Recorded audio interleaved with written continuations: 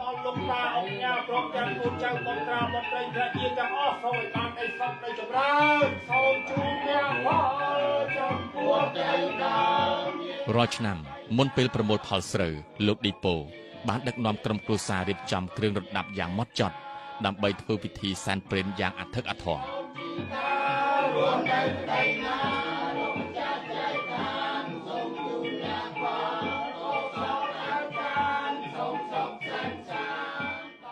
នឹងចំណុចសំខាន់គឺបើកការដ្ឋានត្រូវតា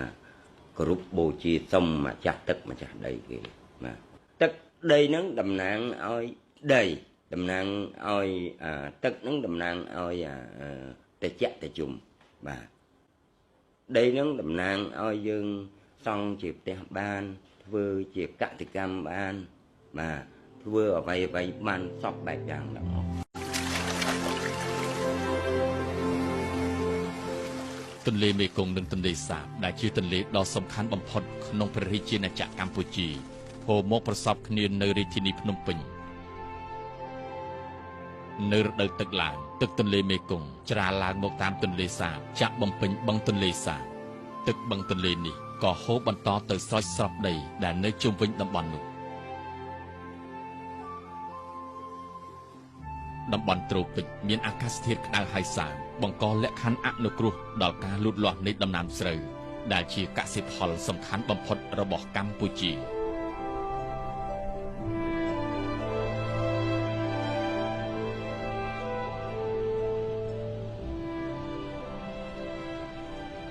ឌីប៉ូដែលមានអាយុ62ឆ្នាំមួយជីវិតនេះយកចិត្តទុកដាក់ធ្វើតែរឿងមួយប៉ុណ្ណោះគឺការដាំដុះ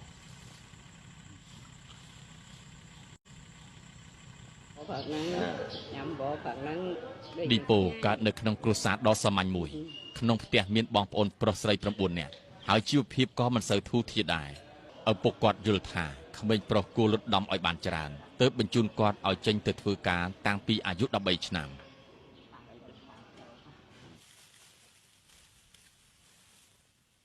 ទៅធ្វើការគឺទៅធ្វើស្រែជាមួយនឹងបទពិសោធន៍ជាង50ឆ្នាំលោកឌីប៉ូបានស្វែងយល់ពីការដាំដុះបែបទំនើបយ៉ាងល្អិតល្អន់និងក្លាយជាអ្នកជំនាញខាងដាំដុះស្រូវដ៏ល្បីល្បាញស្អែកយើងអាចប្រមូលផលបានព្រោះស្រូវនេះវាគ្រប់ទី1គ្រប់អាយុហើយទី2ហ្នឹងវាទុំល្មមទទួលផលបានប្រមូលបានកសិករគាត់ភ្ជួរបានត្រឹម8ហ៊ុនមកតាក់2ហ៊ុនគុណភាពដីប៉ណ្ណឹងអស់លីងមកបាទតែដល់យើងភ្ជួរជ្រៅអញ្ចឹងដីនឹងថ្មីរហូតប្រេងរ៉ែខ្ជុងរ៉ែស្ពាន់ជាពិសេសរ៉ែក្នុងដីហ្នឹងគឺយើងយកកាន់អាយុវាកាន់តែអស់តែរ៉ែស្រូវយើងមិនអាចយកអស់បានទេ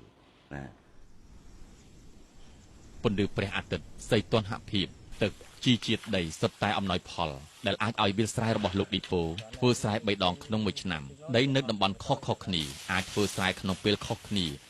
ដែលមានន័យថាលោកឌីប៉ូដែលមានអាយុ62ឆ្នាំក្នុងមួយឆ្នាំ365ថ្ងៃត្រូវធ្វើការក្រោមកម្ដៅថ្ងៃស្ទើររាល់ថ្ងៃ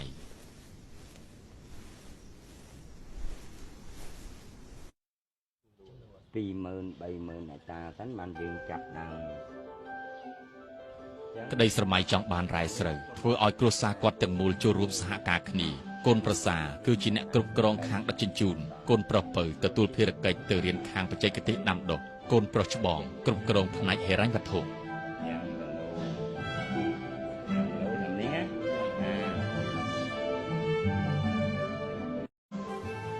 ឌីប៉ូនៅតែបន្តទិញដីទៀននិយាយចំពោះគាត់ដីស្រែ20000ហិកតាដែលនៅចំពោះមុខគ្រាន់តែប្រើសម្រាប់សាកល្បងប៉ុណ្ណោះ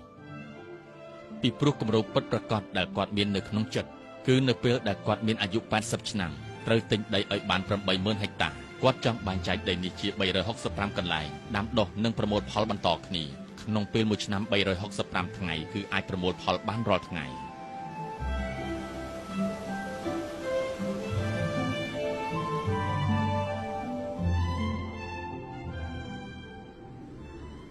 យើងអាចហៅថា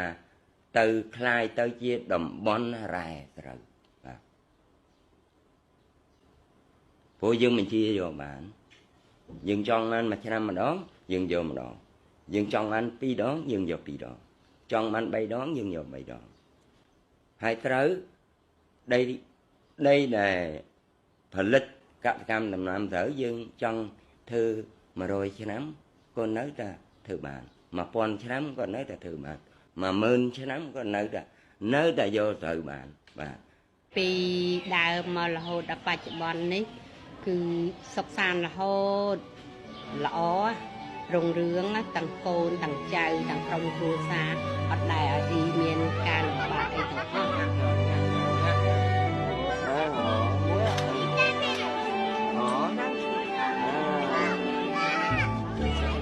nè điết điết nào ក្លិនក្រអូបនៃផ្កាស្រូវប្រាប់ថាឆ្នាំនេះជាឆ្នាំល្អមានក្រុមហ៊ុនចិនមួយបានសហការគ្នាជាមួយនឹងលោកឌីប៉ូដើម្បីនាំអង្ករចេញទៅលក់នៅក្នុងប្រទេសចិនការព្យាយាម50ឆ្នាំជាមួយដីស្រែធ្វើឲ្យលោកឌីប៉ូទទួលបានទ្រព្យសម្បត្តិសុភមង្គលនិងក្តីសង្ឃឹមគ្មានដែនកំណត់